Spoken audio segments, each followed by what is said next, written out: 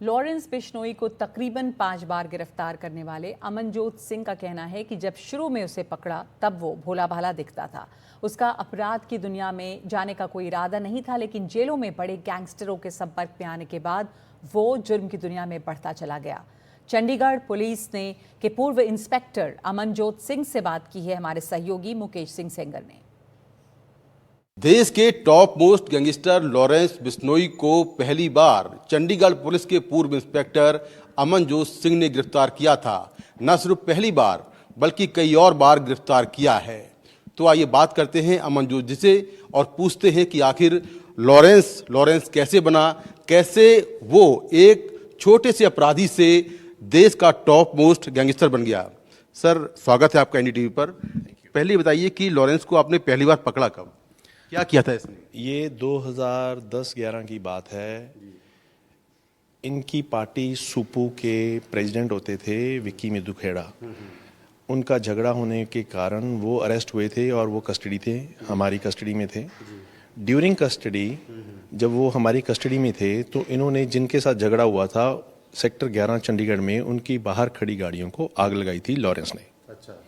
उस मामले में इनकी पहली बार गिरफ्तारी हुई थी। अच्छा, तो कितने दिन कस्टडी में रहा हुआ आपकी?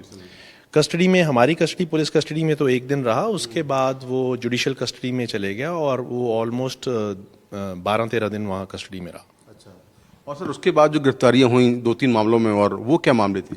वो मामले थे स्टूडेंट पॉलिटिक्स में, जो स्टूडेंट्स के झगड़े हो जाते हैं दूसरी पार्टियों में, वो झगड़े थे। वो रंजिश जो इलेक्शनों के बाद रह जाती है, वो ये रंजिश पुगाते रहे, आगे आगे वो लड़ाइयाँ होती रही, जिसमें बाद में 307, 325, 326 के कई मुकदमे हुए, जिनमें गोलियां भी चली, चोटें भी लगी। इन मामलों में ये 5-6 बार गिरफ्तार हुआ। सर, जब पहली बार उसको पकड़ा गया तो उसकी क्या बॉडी लैंग्वेज थी, क्या कुछ ये करना चाह रहा था? कुछ आपकी बात हुई होगी उस समय। सलमान खान के बारे में क्या कुछ उसके विचार थे उस समय? नहीं, सलमान खान के बारे में कोई विचार नहीं थे। He was just a small kid, 18 साल का बच्चा था। और इसने जब वो गाड़ियों को आग भी लगाई थी तो इसको अपनी कोई इंटेंशन नहीं थी। जो इसकी पार्टी लीडरशिप ने बोला वो इसने किया। He was initially 3-4 years he was just उनके इशारों पे ही ये काम करता रहा। लेकिन जब ये जेल जाता रहा, आता रहा, तो जेल में इसकी ट्रांसफॉर्मेशन बहुत तेज़ी से हुई और ये बाकी जो बड़े गैंगस्टर्स थे उनके लिंक में आ गया। फिर ये उनके लिंक में आने के बाद इसकी जो ट्रांसफॉर्मेशन हुई और इसकी वो क्राइम की दुनिया में प्रोग्रेशन होती रही। सर, जब आप कस्टडी में था आपकी, तब इसकी बॉडी लैंग्वेज क्या थी? बॉडी लैंग्वेज ये तो बहुत ही नॉर्मल, जैसे नए बच्चे होते हैं, एक कोई भी बच्चा आप मान लो वैसा था। और जैसे एक नए बच्चे को हम बोलते हैं, उसको ये भी नहीं पता था भी पुलिस को कैसे बात करते हैं। कभी वो अंकल कह देता था, कभी भाई कह देता था, कभी सर कह देता था। तो he was very very innocent at that time. और सर, लाइफ स्टाइल की बात करें इसकी, तो किस तरह की लाइफ स्टाइल थी उस समय? आज तो ये कहा जाता है कि बड़े ब्रांडेड कपड़े पहन रहा है, कहीं धार्मिक है। उस समय की लाइफ स्टाइल क्या थी? देखो, ये नए नए गांव से आए थे, तो चंडीगढ़ में जो आता है तो उसको ये होता है कि मैं बड़ा हैपनिंग लगूं, मैं बड़ा लोगों से अलग लगूं, तो नए नए ब्रांड्स शुरू करता वो पहनने। तब इसको इतना ब्रांड्स का शौक नहीं था, लेकिन हाँ, जब ये 5वीं 6ठी बार हमारे पास अरेस्ट हुआ तो इसको थोड़ा थोड़ा इसके कपड़ों में चेंज आना शुरू हो गया था। अच्छा सर, सबसे बड़ा सवाल जो है कि पहली बार आपने इसको अरेस्ट किया, तभी बिल्कुल अपराध की दुनिया में नया था। लॉरेंस बना कैसे, क्या कहानी इसके पीछे? लॉरेंस के पीछे लॉरेंस बनने की कहानी ये है कि ये जब बार बार जेल जाता रहा, जेल में कुछ ऐसे कैदी थे जिन्होंने बहुत बड़े बड़े क्राइम कर रखे थे। वो उनको लगा इस लड़के में पोटेंशियल है, क्योंकि हम तो यहाँ पे कब से हैं और ये इसी दौरान 5-6 बार आ चुका है। तो उन्होंने इसका पोटेंशियल देखते हुए इसको यूज करना शुरू कर दिया, इसको अपनी शरण में ले लिया।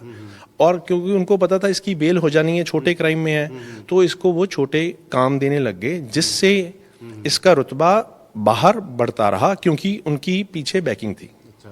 सर, लॉरेंस बिश्नोई का कोई सपोर्ट था किसी गैंगस्टर का शुरुआत में, या ये खुद ही ग्रूम कर गया? ग्रूमिंग कैसे हुई इसकी? ये जब जेल में गया तो एक हमारे द्वारा ही अरेस्ट किया हुआ बंदा इसको जेल में मिला था, जिसका नाम था रंजीत सिंह डुपला। जब रंजीत डुपला इसको मिला, Ranjit Dupla was very close to Jaswinder Singh Rocky. तो रंजीत डुपला में जेल में ही रॉकी को इसको मिलवा दिया। तो रंजीत डुपला जब इससे मिला और रॉकी इससे मिला, रॉकी पहले ही मुख्तियार अंसारी ग्रुप के साथ इन्वॉल्व था और वो बहुत ही नामी गैंगस्टर होता था, प्रभजिंदर सिंह डिम्पी, उसके मर्डर में अंदर था। तो उसने अपनी शरण में ले लिया। वो भी फिरोजपुर का रहने वाला था, फाजिलका का, और ये अबोर का रहने वाला था। थोड़ा इनका आसपास गांव होने के कारण भी इनकी थोड़ी प्यार बढ़ गया और फिर उसकी शरण में आने के बाद इसका काफ़ी ग्रूमिंग हुई और ये काफ़ी कुछ क्राइम की दुनिया में आगे बढ़ता रहा। रॉकी फाजिलका जिसकी बात कर रहे हैं आप, जो गुरु है इसका, वो कौन है, उसके बारे में थोड़ा बताइए सर। रॉकी फाजिलका बहुत पुराना एक गैंगस्टर था जो चंडीगढ़ में ही पढ़ता था, GCM कॉलेज में।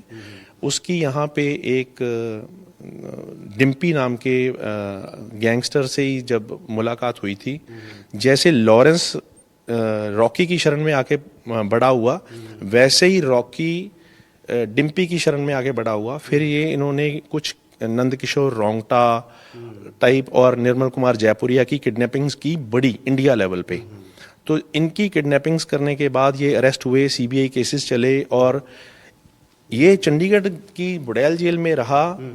तो ये इस चक्कर में रहा कि इसने अपने ही साथी को बाद में कुछ डिफरेंसेस होने के कारण डिम्पी को मार दिया था 2007 में, और ये तब से अंदर था। In the mean time Lawrence जब जेल में गया तो उससे मुलाकात हुई, तो उससे शरण में आने के कारण ये फिर काफ़ी कुछ सीख गया। सर बाकी जो अपराधी हैं, गोल्डी बराड़ है या फिर जो बिक्की मिद्दू खेड़ा है, इनसे दोस्ती कैसी हुई लॉरेंस की? क्या ये स्टूडेंट लाइफ में साथ थे या कैसे दोस्ती हुई? नहीं, विक्की मिद्दू खेड़ा अगर हम देखें तो वो अपराधी नहीं था, वो स्टूडेंट लीडर था और झगड़ों के कारण अंदर चला गया। कोई उसका एज सच क्रिमिनल रिकॉर्ड नहीं था। हाँ, झगड़ों के कारण कई बार वो अंदर गया, लेकिन वो जब सुप्पू पार्टी का प्रेसिडेंट था, उसकी शरण में जब ये आया, उस जो लॉरेंस की पॉलिटिकल ग्रूमिंग हम कह सकते हैं, जो वो स्टूडेंट की as a student political party की ग्रूमिंग, वो विक्की मिद्दू खेड़ा के अंडर जरूर हुई है और उसकी लीडरशिप में वो जरूर काम करता रहा है। बाकी गोल्डी बराड़ वगैरह सर? गोल्डी बराड़ का कोई ऐसा लेना देना नहीं था। गोल्डी बराड़ पंजाब यूनिवर्सिटी का स्टूडेंट था। ये सारे इकट्ठे थे। गुरलाल उसके कज़न लगता था। तो जब गुरलाल का मर्डर हुआ तो तब गोल्डी पिक्चर में आया उसका बदला लेने के कारण, और वो लॉरेंस को यहाँ से जानता तो था ही, इसलिए वो सारी चीज़ें शुरू हुई हैं। तो सर स्टूडेंट लाइफ में क्या लॉरेंस के अलावा कुछ और ऐसे नाम हैं जो कि स्टूडेंट लाइफ से या जो स्टूडेंट पॉलिटिक्स से गैंगस्टर बने? हाँ, बहुत नाम हैं जो स्टूडेंट पॉलिटिक्स से बाद में गैंगस्टर बने, जिनमें विक्की गौंडर, सुखा कालवा, प्रेमा लाहौरिया, ये सारे स्टूडेंट लाइफ में जब स्टूडेंट थे, स्टूडेंट पॉलिटिक्स का शिकार होके गलत रास्ते एक बार चले गए और वो रास्ता इतना गंदा कि वापस ही नहीं आ पाए। सर आपने बहुत लंबी पूछताछ की है लॉरेंस से, कभी उसने बताया कि उसे क्या बनना है जीवन में? बदमाश ही बनना था या कुछ और बनना चाह रहा था? नहीं, शुरू में तो वो कुछ भी नहीं था। He was a innocent boy. But जब वो 5वीं 6ठी बार अरेस्ट हुआ तो उसने ये बात ज़रूर कहनी शुरू कर दी थी कि देखना, अब मेरे को 7-8 जो हमारे स्टेट्स हैं इंडिया की, इनकी पुलिस ढूंढा करेगी। अच्छा, ये बता रहा था वो? ये कहने लग गया था वो। तो सर फिर आगे जब ये अरेस्ट हुआ और आगे बढ़ता गया, ये इनके पास वेपन्स वगैरह कहाँ से आते थे, इसके बारे में थोड़ा बताइए। जैसे मैंने आपको बताया कि रंजीत सिंह डुपला नाम का बंदा इसको जेल में मिला था, वो हमने इलीगल वेपन स्मगलिंग में ही पकड़ के जेल में भेजा था। उसके पास सोफिस्टिकेटेड वेपन होते थे। इनिशियल ये वेपन उसी से परचेज करते रहे। इनिशियली जब इसकी गैंग्स की शुरुआत हुई है तो ये सोफिस्टिकेटेड वेपन्स रंजीत सिंह डुपला, जो आजकल यहाँ से भाग के USA चले गया, उसके केस अभी भी पेंडिंग है यहाँ पे, वो वहाँ जा चुका है, वहाँ से लेते थे, उससे लेते थे। सर क्या कभी आपके मन में ख्याल आया कि लॉरेंस का एनकाउंटर कर दिया जाए? जब आप 4-5 बार आपने अरेस्ट किया, और कभी ख्याल आया सर आपके मन में? This is $1 million question you have asked me. ये आप अकेले ने नहीं पूछा, पब्लिक भी हमें पूछती है। देखो, एज अ पुलिस ऑफिसर और एज अ पुलिस डिपार्टमेंट की एज अ होल बात करूंगा, हमारी कुछ लिमिटेशंस होती हैं। हमारी लिमिटेशंस क्या है कि कानून के दायरे में रह के काम करना है।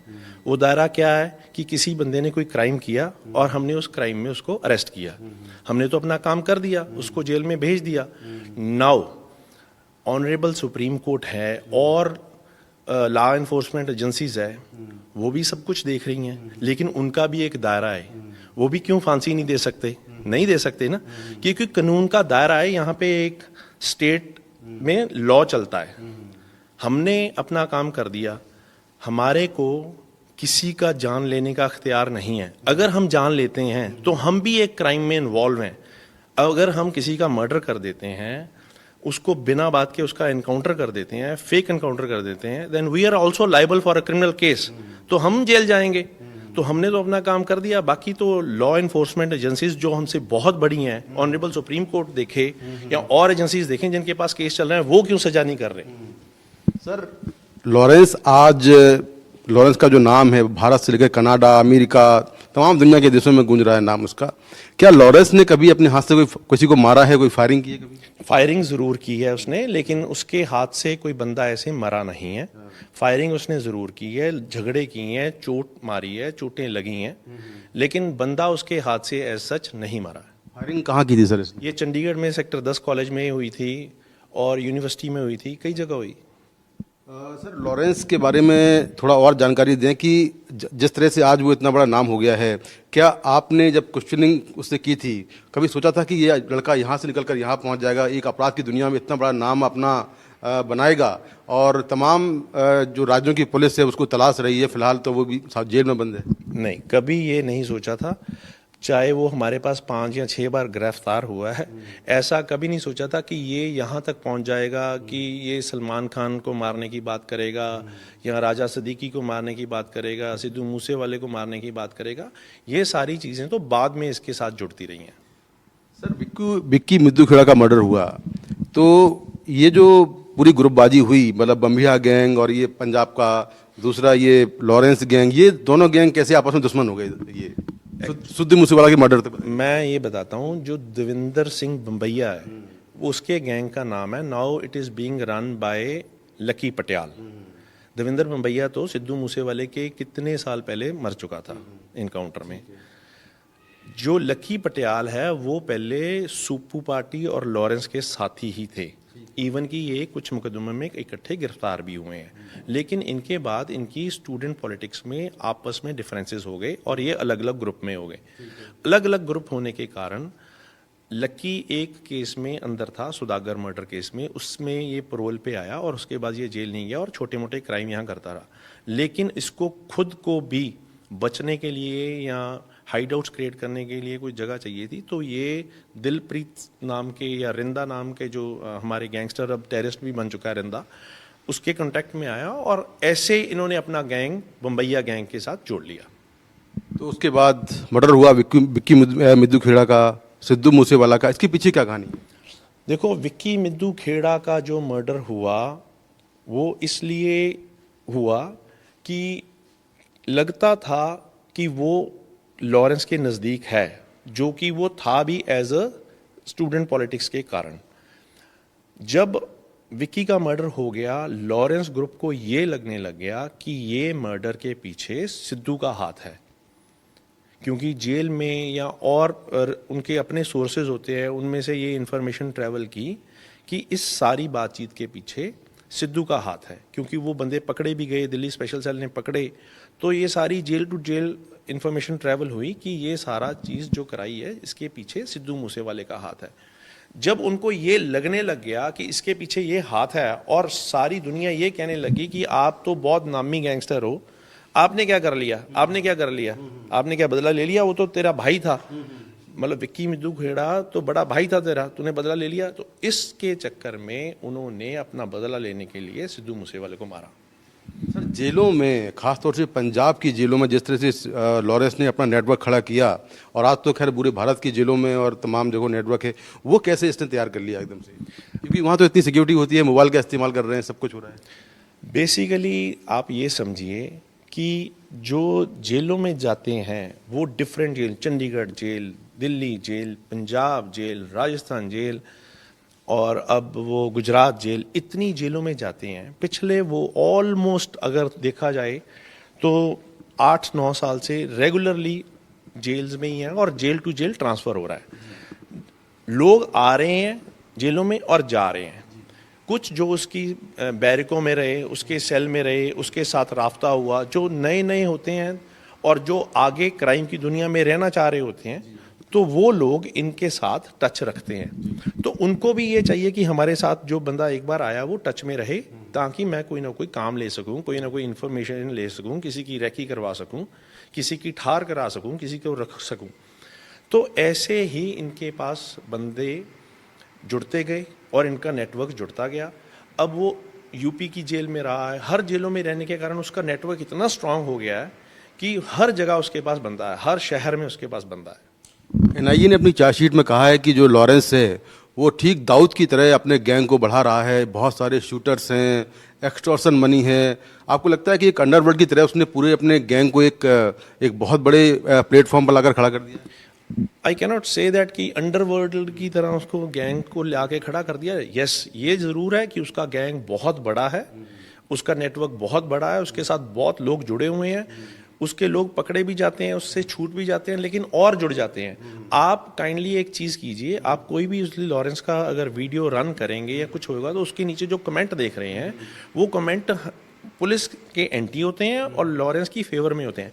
इसका मतलब लोगों की साइकोलॉजी ऐसी है कि वो लॉरेंस के साथ जुड़ना चाह रहे हैं और लॉरेंस को अपना हीरो मानते हैं और हीरो बनाना चाह रहे हैं। तो ऐसे लोग ही हैं जो उसके साथ जाके जुड़ जाते हैं और आहिस्ता आहिस्ता उसी से काम लेते हैं और उनको ये पता ही नहीं लगता कि वो बड़े ही प्यार से क्राइम की दुनिया में एंटर कर गए। सर, आज जिसका नाम आ रहा कि वो खालिस्तानियों को उसने मारा है या खालिस्तानी उसके निशाने पर हैं, ऐसी कोई शुरुआत में जानकारी आपके पास थी या ऐसा कुछ करना चाह रहा था? ना मेरे पास पहले शुरुआत में ऐसी कोई जानकारी थी, ना ही इसके बारे में मेरे को कोई नॉलेज है कि उसने किसी खालिस्तानी को मारा है या आउट ऑफ द कंट्री कोई क्राइम किया है।